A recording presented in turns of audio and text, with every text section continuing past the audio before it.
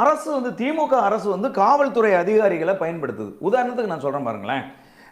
ஸ்ரீமதி வழக்கு, ஸ்ரீமதி தங்கச்சி இறந்து போனதுக்கு பிறகு சம்பந்தம் இல்லாம டிஜிபி அந்த ஸ்கூலுக்கு போய் அந்த ஸ்கூலை வந்து ஆய்வு பண்ணி வெளியில வந்து மதிப்புக்குரிய சைலேந்திர பாபு அவர்கள் அந்த வழக்கு குறித்து கருத்து சொல்றாங்க.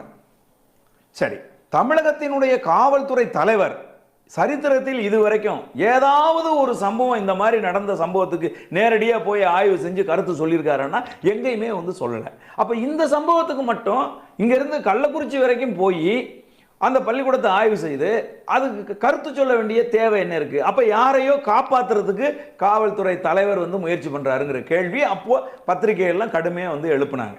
அதே கேள்விதான் இன்றைக்கு மதிப்புக்குரிய சென்னை சிட்டி கமிஷனர் அருண் அவர்கள் மீதும் எழுப்புறாங்க. நீங்க யாரை காப்பாற்றுவதற்கு நீங்களா வந்து